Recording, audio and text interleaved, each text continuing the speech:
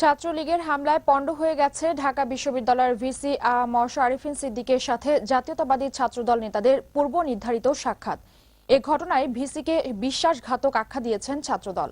তবে হামলার ঘটনা তদন্ত করে ব্যবস্থা নেওয়ার আশ্বাস দিয়েছেন উপাচার্য। বিপ্লব বাতেনকে সাথে নিয়ে নূরে আলমের রিপোর্ট।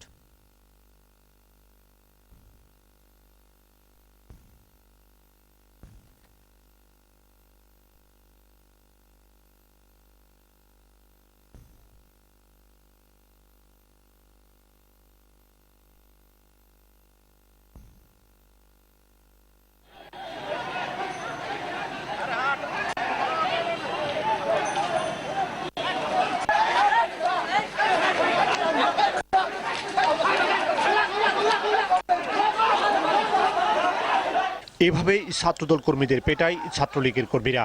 এতে ৩ কর্মী আহত হয়ে ক্যাম্পাস ছাড়ে। আর পুলিশ এই দৃশ্য নীরব দর্শকের মতো দেখেছে বলে অভিযোগ উঠেছে। ছাত্রদল নেতারা ক্যাম্পাসে আসছে এই খবরে ছাত্রলীগ ক্যাম্পাসের বিভিন্ন স্পটে মহড়া দেয়। পাশাপাশি আইন শৃঙ্খলার স্বার্থে ক্যাম্পাসের বিভিন্ন পয়েন্টে বিপুল সংখ্যক পুলিশ মোতায়েন করা হয়। এক সময় উপাচার্যের কার্যালয়ের সামনে অবস্থান নেয় ছাত্রলীগ কর্মীরা। এই সময় ছাত্রদল কর্মীদের পিটি আহত করে ধাওয়া দেয়। তবে ছাত্রলীগ নেতারা বলছেন ছাত্রদের ক্যাম্পাসে আসতে কোনো বাধা নেই। আমরা চাই ক্যাম্পাস শান্ত থাকুক, তারা আলোচনার মাধ্যমে বৈধ ছাত্র যারা ঢাকা বিশ্ববিদ্যালয়ের তারা আসুক। হামলার ঘটনা তদন্ত করে ব্যবস্থা নেওয়ার আশ্বাস দিয়েছেন উপাচার্য। আমাদের প্রক্টোরিয়াল বিধিবিধান অনুযায়ী আমরা ব্যবস্থা নেব। কোনোভাবেই কোনো ছাত্রছাত্রীর উপরে কোনো আক্রমণ এসব আমরা কখনোই বরদাস্ত করি না। অবশ্যই দেখব কেন করেছে, কি কারণে এই ঘটনা ঘটেছে।